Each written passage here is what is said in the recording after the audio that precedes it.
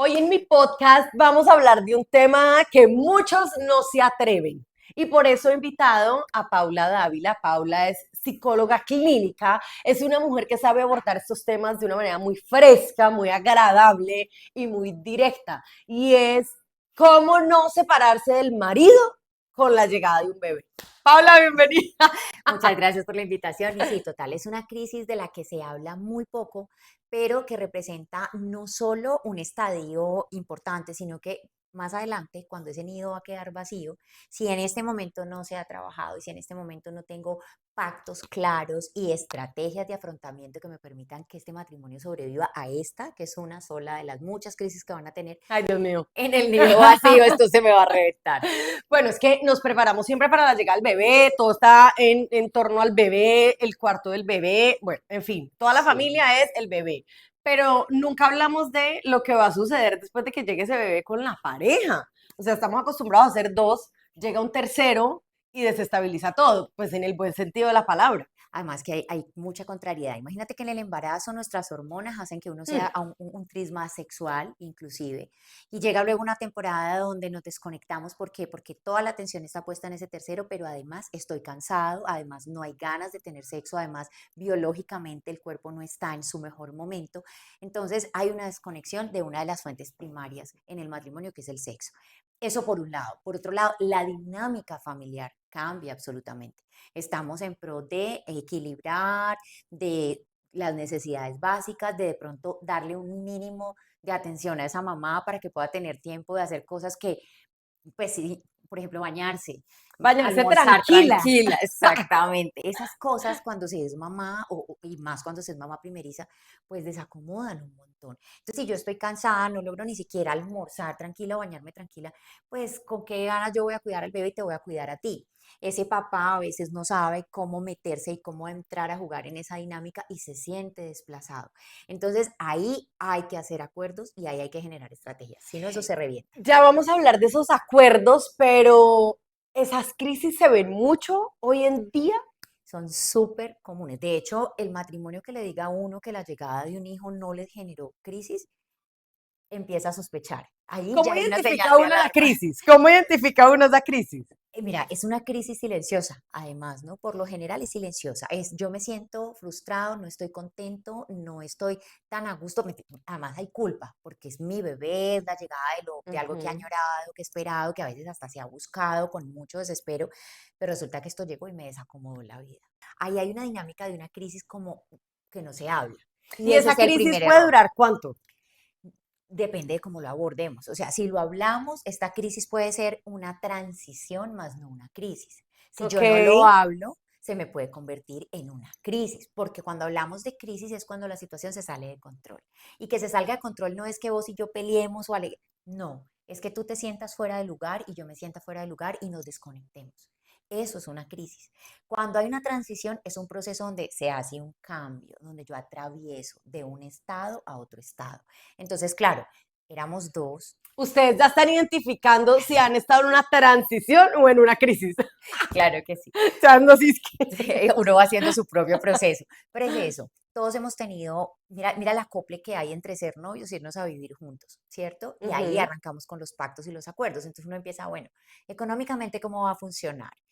Yo No, quiero uno analiza absolutamente todo. todo y quiero un espacio donde entonces tú tengas tu individualidad, yo tenga la mía, vamos a compartir el baño, no lo vamos a compartir, vas a tener tu cuarto, vamos a dormir en un mismo cuarto, vamos a dormir en cuartos separados. Hay una cantidad de cosas que se acuerdan, ¿cierto? Tu mamá va a venir de visita, no va a venir de visita, nosotros vamos a ir, bueno, hay cantidad de cosas que se pactan. Cuando un bebé se piensa, ese solo hecho de voy a tener un bebé, yo ahí tendría que empezar a sentarme a decir, bueno, pero si ese bebé llega, ¿cuáles son los espacios? ¿De qué te vas a hacer cargo tú y de qué me voy a hacer cargo yo? Te vas a levantar en las noches cuando no haya... Exactamente. Vamos O entonces me a tengo que decir, levantar. vamos a hacer banco de leche, vamos a implementar tetero desde la entrada para que yo pueda amamantar, pero también tú generes vínculo con el bebé, Y muchas ese cosas. diálogo poco se da. Muy poco, muy poco. Se da Cada muy vez poco. se preparan más, a mí me da risa porque cada vez hay más cursos de más vainas cuando la gente se va a embarazar y para ese proceso, el yoga, el, no sé, la respiración, hasta, Sí. bueno, pero, ajá, ¿y dónde está esa sentada en pareja? ¿Dónde está ese, y vos y yo cómo vamos a alimentar esos espacios? ¿Cómo vamos y cómo te voy a acompañar también en ese proceso de que sé que hormonalmente, pues puedes amanecer rara hoy y no es tu culpa, sino que Curiosa. tu cuerpo se está acomodando? ¿Cómo vamos a hacer con ese proceso donde yo siento que a veces llego y soy mirado? Porque además la otra está muerta del sueño, porque ha trasnochado, porque Además, porque fue el centro de atención mientras está embarazada y después llega el bebé y el centro de atención es el bebé, ya no es ella. y, por ejemplo, hay algo que no se habla mucho y es esa rivalidad que se da cuando es hija, por ejemplo, mujer versus la mamá. Las hijas y las mamás siempre vamos a tener una relación de rivalidad hasta más allá de la adolescencia. Pasada la adolescencia eso disminuye porque las dos competimos por la atención del mismo hombre. Y somos Eso es más real. pendientes las mujeres, sí, psicológicamente está estudiado más en las mujeres que en los hombres porque los hombres compiten menos con sus hijos varones. ¿Cómo superan estas crisis o cómo manejan estas crisis las mujeres en los distintos sectores de la sociedad? Porque entiendo que hay unos donde Ujú. qué pena hablar del tema y hay otros donde no, pues esta es la realidad y cada uno para su casa. Sí, aunque hay malos padres desde el estrato 1 hasta el estrato 6, Ajá. sí hay más tendencia al abandono del hogar y al el periodo de lactancia y de maternidad y de posparto no me implica quedarme contigo más en los segmentos bajos que en los segmentos altos. Ok. Porque hay un condicionamiento social, porque hay un cuestionamiento social más alto y porque además también hay otras posibilidades de esparcimiento, de relajación, de cómo me equilibrio, ¿me entiendes? Estoy frustrado con mi relación de pareja, entonces por lo general le dicen a ella, yo voy a cuidar el bebé 2 horas, ve al gimnasio, ¿cierto? Para Ujú. que ella pueda ir, salga y le implique arreglarse, le implique ir a tratar Sentirse de bonita o cuidarse. sentirse Claro. como parte de su rutina anterior, Exactamente. Y va al gimnasio y conversa a veces con otras que están pasando por el mismo proceso y haciendo listo. catarsis. Claro. Y de esa manera yo equilibro. En el caso del hombre también hay diversas actividades que le permiten a él como sacar esa frustración un poco y equilibrar. En los segmentos económicos más bajos, pues no, estamos en el corre-corre por resolver la situación económica. Ujú. Esos espacios no se priman, no hay la posibilidad adquisitiva a veces de tener actividades pues paralelas, entonces esto también hace que se reviente más fácil la crisis, que se vuelva crisis, se reviente más fácil digamos que en esos segmentos que en el 5 6 4 5 6 que además hay opción de terapia, ¿no? Porque cada Sí. vez es más común que entonces busca terapia él, por ejemplo, solo porque me siento que mi matrimonio está hecho un caos, porque uno va a revisar y es la crisis porque llegó el bebé. O ella sencillamente sentí que me desconecté y me parece un súper papá, pero ya no me gusta. Y no es que no te guste, es que te desconectas. Y el que no O haya sea, está bien sexo, desconectarse también para reconectarse. el punto es que no nos quedemos en la desconexión, sino que busquemos esa reconexión y vuelve y juega el tema de la sexualidad. Pareciese no ser tan importante, pero es vital en esa transición, porque el sexo conecta. Es una de las energías más fuertes y el momento de intimidad más Anoten. grande que una pareja tiene, exactamente. Entonces, ese no se puede descuidar.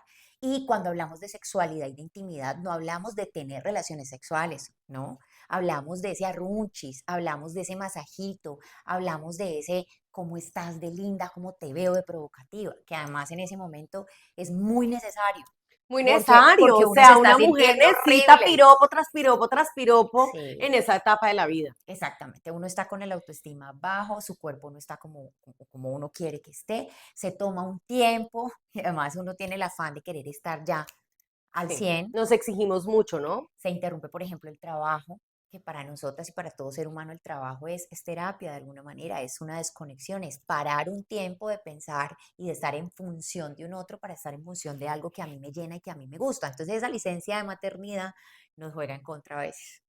Bastante, porque apenas son 4 meses. Y uno extraña su vida antes de, y Claro. con pancita tú igual hacías tu vida, tus funciones, tu desarrollo profesional, tu desarrollo individual. Cuando ya empecemos, porque la vida es de uno hasta que uno tiene un hijo. Cuando uno Ah, tiene sí, un hijo, ya todas mis decisiones y todo, absolutamente todo va a girar en alrededor torno al... de ese hijo.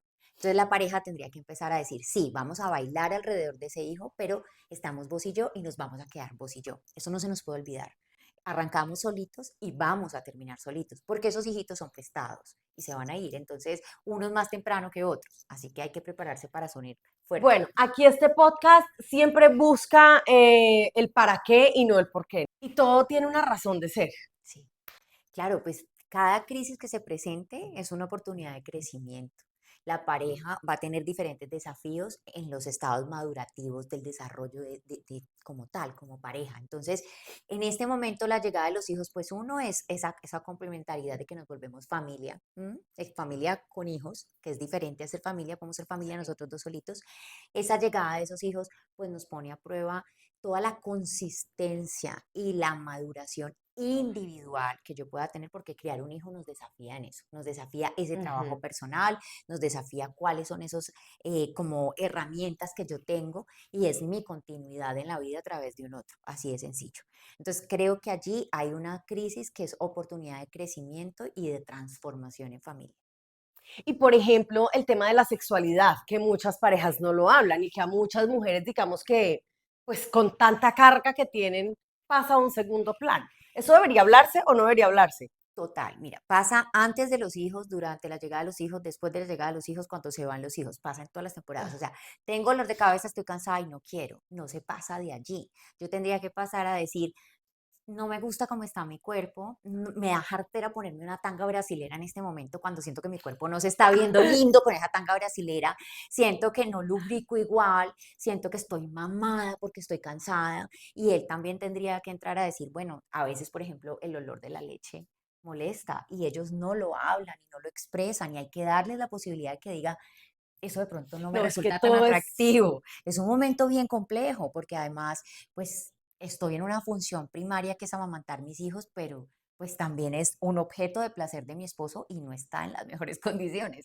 Entonces él va a tener que entrar a compartir el juguete y el juguete no va a estar tan llamativo, tan agradable. Entonces es como darse la posibilidad de reconocer lo que está pasando y de generarnos, bueno, ¿cómo vamos a hacer? Listo, entonces yo voy a hacer banco de leche y nos vamos a preparar, la abuela se va a quedar con el niño y vamos a programar encuentros sexuales, donde yo utilice la o sea, uno sí lubricación debería extra. programar los encuentros Por lo sexuales. menos en estas temporadas, sí, ¿sabes? Yo siento que la vida moderna hace que cada vez nosotros requiramos más agenda para todo, porque además el tiempo es como más corto y hay mucho más que hacer. Pero digamos que en este momento donde tú y yo nos estamos desconectando, porque es que esto no fluye fácil. O sea, si a veces no fluye cuando no hay hijos con un bebé llorando al fondo, es como complicado.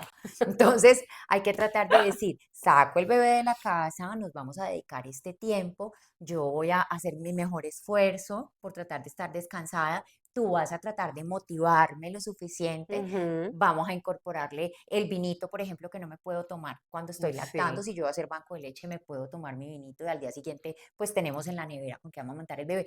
Por eso te digo, son estrategias, es buscar cómo tú y yo vamos a lograr parecer una familia, una pareja sin hijos, que por una noche se va a olvidar del Por resto del unas mundo. horas. Exacto, por unas horitas se va a olvidar del resto del mundo y vamos a volver a tener esto que fue el inicio de todo.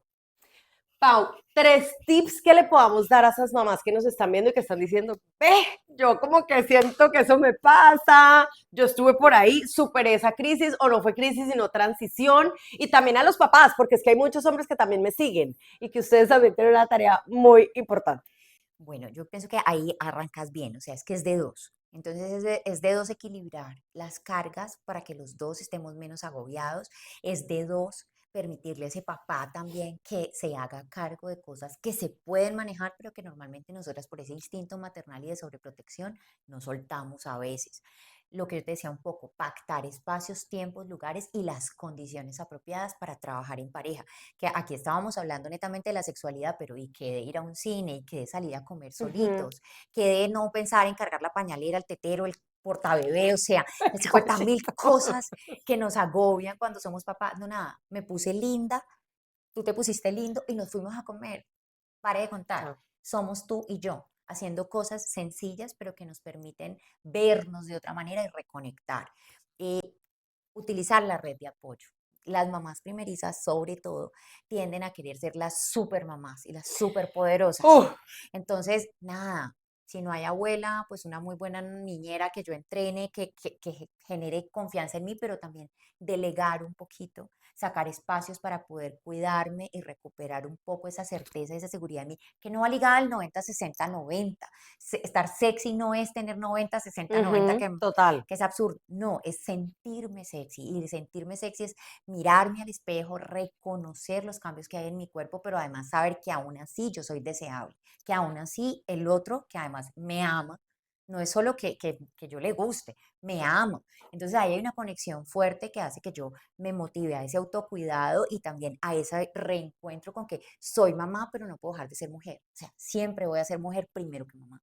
Pau, gracias. Yo creo que podríamos hablar de esto Muchísimo tiempo. extendidamente, más cafecito, hasta un vino te podría ofrecer, sino que en redes sociales como que nos censuran. Sí, total. Eh, gracias, gracias porque creo que necesitamos hablarlo y yo creo que podemos cerrar este podcast diciéndole a esas mujeres, está bien sentirse mal, está bien sentirse vulnerables, está bien llorar y está bien decir, puta, no puedo más.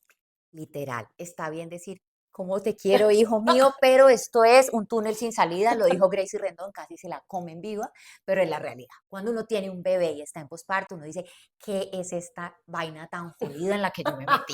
O sea, ¿en qué momento a mí se me ocurrió salir de mi comodidad para arrancar en esto que es la maternidad tan maravillosa, que crezca rápido y se vaya para el colegio ya?